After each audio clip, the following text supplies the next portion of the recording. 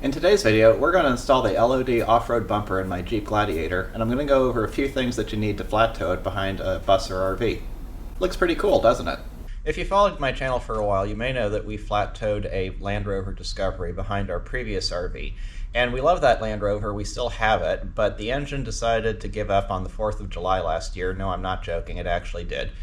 And I have not been able to replace the engine since then. I actually have a Caterpillar industrial 4.4 liter diesel that I want to put into it, but that's a long-term project. It wasn't going to happen immediately, and we decided that we were going to need to get another vehicle to flat tow. And when you see RVs going down the highway, about 90% of them or more are towing some kind of a Jeep Wrangler series, whether it's the normal Wrangler, the Wrangler Unlimited 4-door, or the pickup version, the Gladiator, which is what we ended up buying. At the end of 2023, there was a huge oversupply of leftover 23 models that were on the lot still, and so Chrysler was putting out some pretty big incentives to buy them.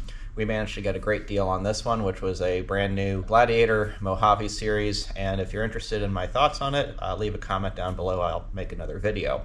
But before you can flat tow one of these vehicles, you need to have some kind of tow bar, and you need to have an attachment to attach that tow bar to the front of the vehicle. The most common way to go about this is to just buy brackets that will hang down, and you can attach the tow bar to that. I didn't want to go with that option because we do intend on doing some level of off-roading, and I didn't want anything that was going to hurt the approach angle. Plus, when you take a look at those brackets, they actually are pretty expensive, and it wasn't going to cost a whole lot more to go with an upgraded bumper. So that's what we decided to do. If you're going to do this, you do need to make sure that you're going to buy a bumper that is actually rated for being flat towed. A lot of off-road style bumpers are going to have some kind of attachment point in the front, and you can put shackles on there to hook up a tow bar, but if it's not rated for it, it may cause you issues at some point in the future. So in the end, we spent a little bit more money, and we've got a bumper upgrade that I think is going to be good. What did we buy? We got an LOD Off-Road Black Ops series bumper. A couple of points. We got the extra mounts that are supposed to go behind here. That's going to give a better structural point for the emergency straps, which you want to have on as well whenever you're flat towing. We also got mounts to retain the factory LED driving lights that this came with. The bumper is provisioned for a winch. I don't have a winch that I'm going to put on at this point. They do offer a winch cover block-off plate, which I didn't buy either. So for the time being, there's going to be the opening for the winch, and the winch isn't going to be present. So I'm going to open up the boxes, show you what's on the inside, and then we're going to pull this old bumper off, put the new one on. LOD sends 2 boxes. I really don't know which one is which, so we're just going to open this big heavy one first, because I'm going to bet that this is the bumper. So I was right, the bumper is in here, and then we've got a couple of other boxes. It seems like they kind of just sprayed the expanding foam in here to cushion everything. Okay, tow point and bolt kit. So I think those are the extra brackets. These are really heavy, which is a good sign. Front bumper mounts and plugs. Actually, most of the stuff is in here. Here's the bumper itself. Good thing that it is wrapped in plastic, because otherwise there would be a lot of this foam to clean off. Tow bar adapters for the Blue Ox tow bar. Whatever tow bar you're going to go with, you need to make sure that you get the appropriate adapters for it, because they are different. Last box in this first large box are the frame tie-in brackets. These are the parts that the emergency straps will attach to. All right, now let's open the second box. Same liberal use of expanding foam here. Not a big fan of how they used that, but not a big deal. Bezels for the LED fog lights that lets me retain those. And then what are these?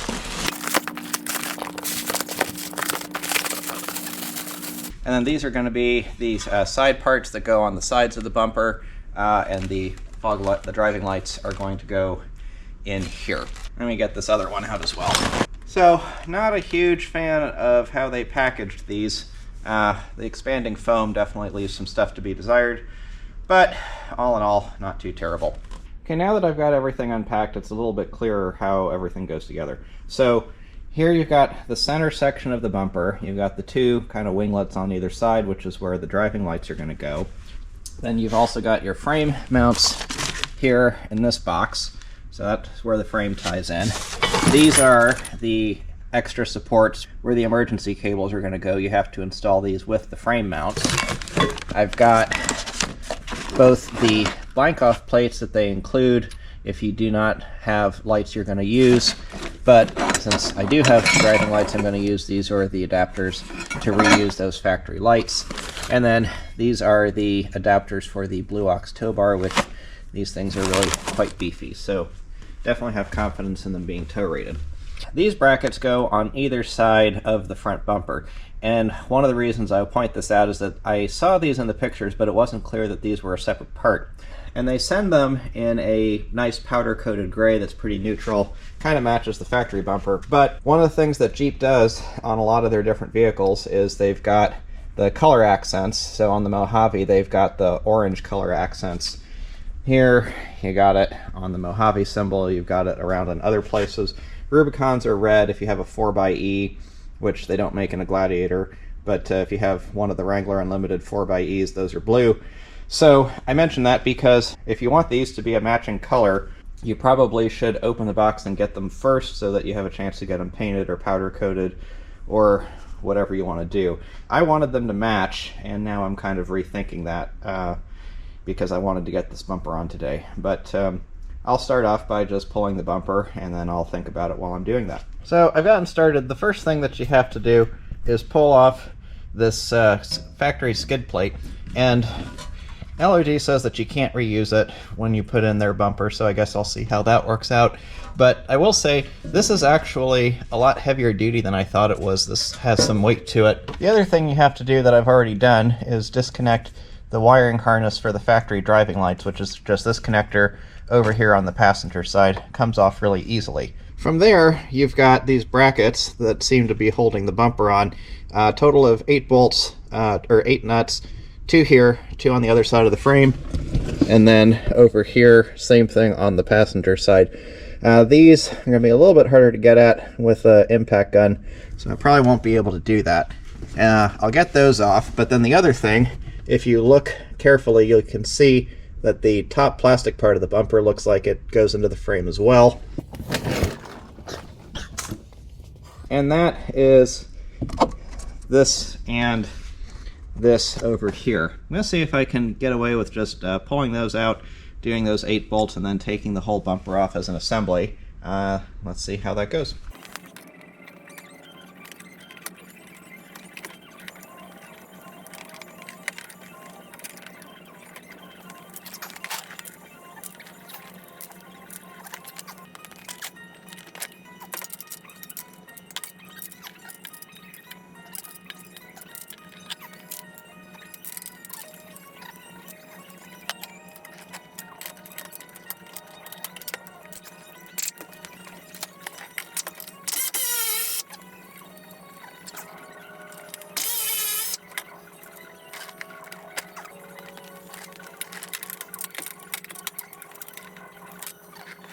I've got those 8 nuts out that look like they held the bumper to the body, as well as these top little trim bits. Now let's see if the bumper comes off.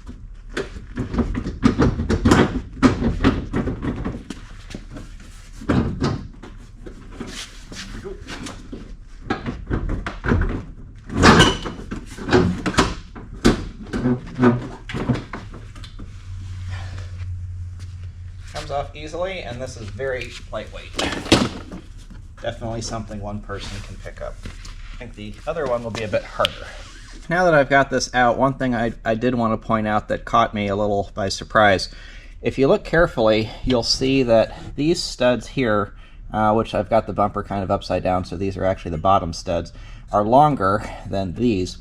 And so I got the top ones, I got the top nuts off with just a standard short well 18 millimeter. The bottoms you need a deep well socket, so make sure you have one of those before you get going. But that was really simple, so I think the next thing I'm going to do is probably pull off these side trim pieces so that I can get the LED lights out. While I was taking a look, it said that the factory LED lights actually will not fit in, even with the adapters. It has to be the halogens, so I guess we'll see how that goes, but I guess I view it as challenge accepted. I am not putting halogens in, so let's get these out.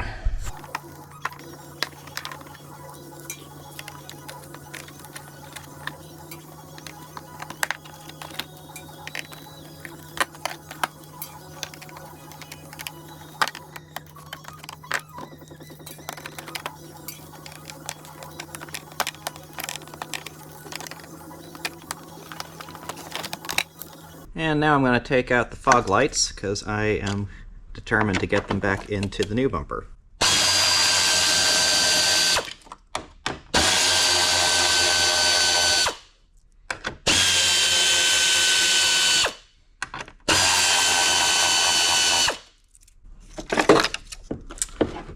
Simple enough.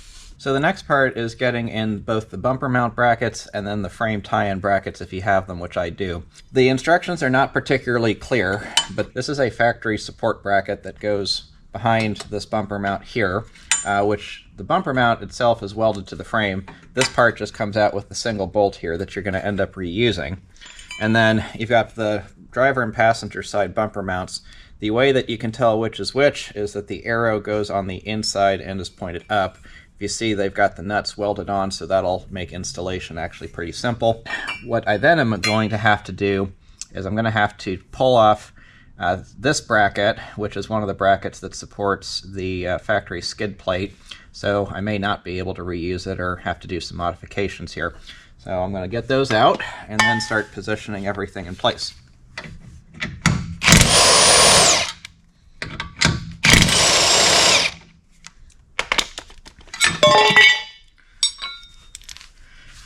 It is much nicer working on new vehicles that do not have a bunch of rust on them, and that is not what I'm used to. You can also see that this interferes a little bit with this remote reservoir for the factory Fox shocks, so I'll have to undo that as well. But I think once I do, then it should be fine. I don't know how much I like these. I really don't like how they designed these frame tie-in brackets. I think this could have been done a whole lot better. So I got this factory bracket off. I disconnected the bolt that holds in this hose for the remote reservoir shocks.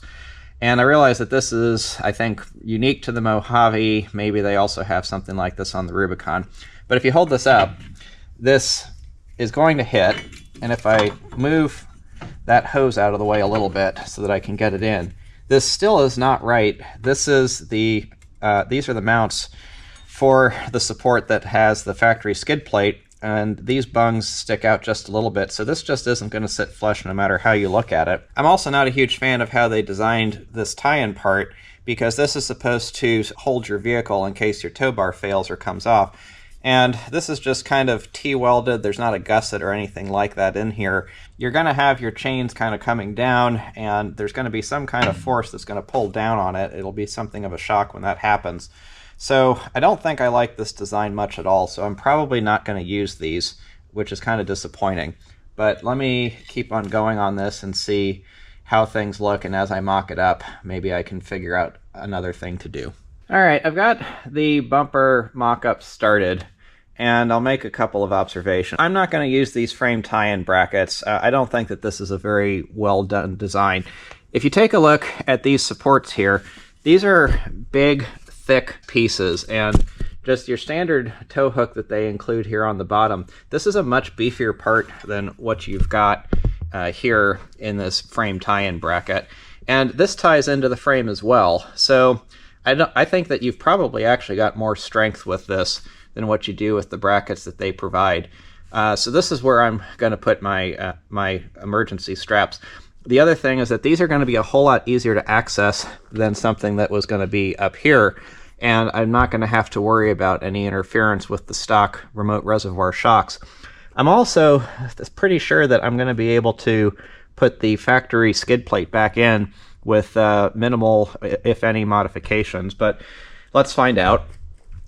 You can see there's the big hole up here for the winch, which this is designed for, and like I said, I don't have a winch that's going in here at the moment, so this is going to look a little bit funny, but that part's on me.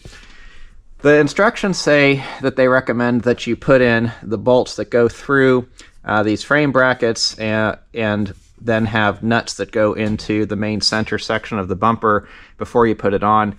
Not to tighten them, but to just put them in a little bit. What I found worked out better was to just kind of hold the bumper in place with my knee, put this in, and then get these bolts in, which go to the welded nuts on the other side. I will say I do like how they did that part of it. That's going to make installation a whole lot simpler.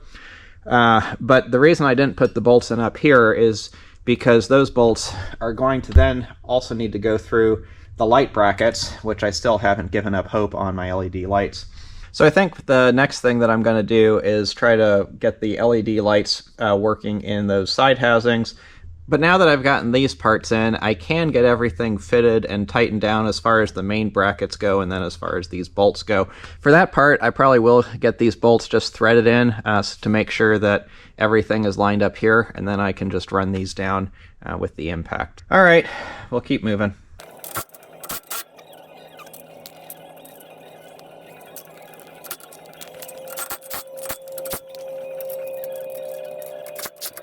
Well, as you can see, I got the LED light in, no issue, and in fact they had the included hardware, which was just self-tapping screws with some spacers, and it fits perfectly, no problem. So I guess they just hadn't updated the install manual. So I'll be able to fit this on, looks like it's gonna fit nicely and look good, and then I can get the other side and see if I can get the skid plate back on. Then we'll be done.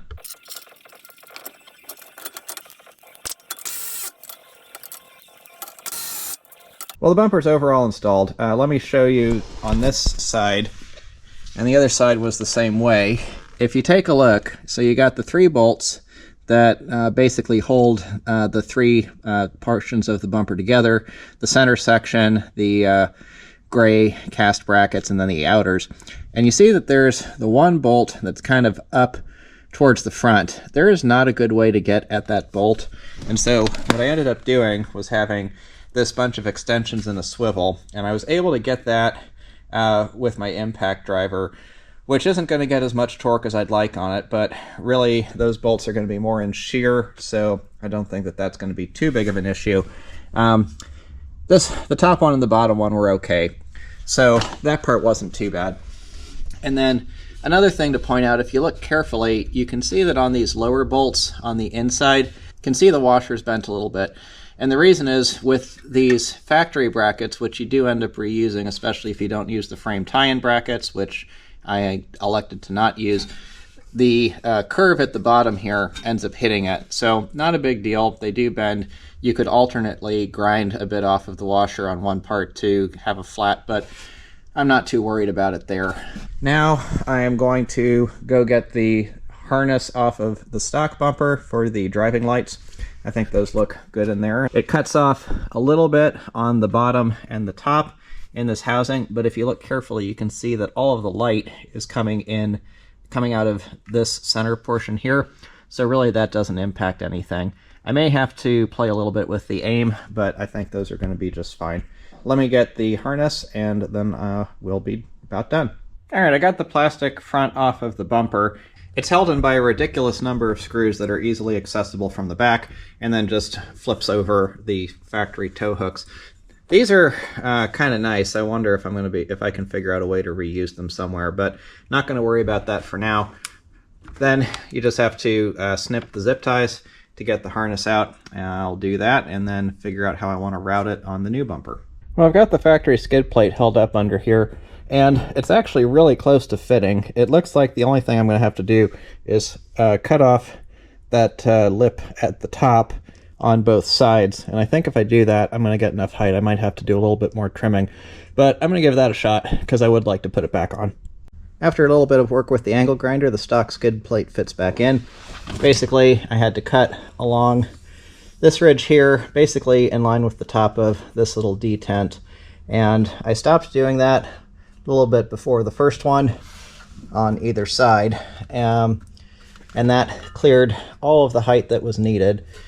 Because I did cut that out, that is theoretically going to reduce the strength of it just a little bit, but this has enough detents in it that give it a good structural rigidity, and honestly, like I said at the beginning, this is surprisingly sturdy. I was not expecting it to be as heavy and as tough as it is, so it's actually a pretty good unit from the factory.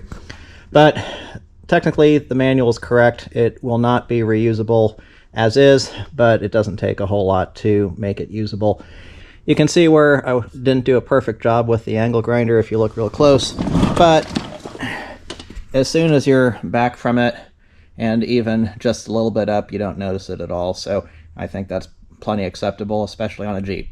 And there you have it, the bumper's all installed. It's been a few months now since I finished up the installation, and I've had about 5,000 miles towing the Jeep behind the bus, so I've got some experience with how it behaves and a few thoughts on it. First off, the installation was overall pretty straightforward, and although I had a couple of areas where I wasn't too thrilled with, say, the expanding foam and the packaging, overall I'd say the bumper itself is a high quality, the welds are all good, it looks nice, and overall it's really a pretty simple installation. Two things I'm still not 100% thrilled with are the fact that I bought the frame tie-in brackets and then also the LED light kits. Both of those were reasonably expensive add-ons at something on the order of $70 each, and neither of them ended up being useful at all. So if I could do this over again, I wouldn't have bought those. Your Jeep may be different, your setup may be different, and if you take a look in my video, you can see how all of that worked, so decide for yourself whether or not it's worthwhile for you before you order one of these. Now, if you're not going to flat tow it, then this is really all that you need, but if you are going to flat tow, then you need a few other things. The first thing that I bought is I bought these shackle hooks. The breakaway straps, at least the ones that I have, will not hook over these tow hook areas. My solution to this problem was to buy these D-ring hooks, and so what I do is I put them through down here, and then when I have the emergency strap, I can then feed that in through and hook it on that way. When I'm not flat towing, I'll just put them up in the eyelets that are normally where you hook up the tow bar, and I think it looks pretty cool and it adds to the Jeep. They make these in different colors, and I'll put a link to them in the description. I went with orange since the orange is the accent color that they use on the Mojaves. You're also going to need a tow bar if you don't have one already. There are different tow bars, and then there are different attachment mechanisms for those, and you need to make sure that whatever you get is all going to match together so that it will hook up properly. I decided to go with a Blue Ox tow bar. I'll put a link to that in the description down below as well. I've been very happy with it. For lighting for the Toad, I decided to go with an easy solution, which is just magnetic wireless trailer lights. I've been really happy with them. It's very quick to set up and take down, and you don't have to deal with having to do any kind of permanent wiring to the vehicle, which I didn't really feel like doing. I did that on my Land Rover, and it worked fine, but it was a lot of work to do, and I don't feel that in the end it was all that beneficial versus just having some kind of quick solution that magnetically attaches. Again, link to that in the description too. And then the last thing you're going to need is some kind of a brake controller to make the brakes within your tow-behind vehicle work. I have a Brake Buddy, which is what most people have. It's easy to set up. I have no complaints about it. With about 5,000 miles of flat towing the Jeep behind my bus and about a dozen hookings and unhookings, the only thing that I found that I have a complaint about is that the powder coating on these attachment points is starting to wear off just from the general rubbing of having those attachments here, and then as the Jeep moves around behind the bus, there is going to be some friction. The gray color on these parts really helps, and I'm glad that I didn't change the color like I was considering during the video. The D-rings help here too because they help to cover that up a bit, and you're not going to notice it unless you get up really close. I hope you found this video useful, whether you're interested in installing this bumper because you're looking for something to flat tow your Jeep behind your RV, or you're just looking for it for a good looking bumper that offers strong attachments and a winch mount capability. I think this is a good option. Leave any questions down below in the comments, and as always, thanks for watching.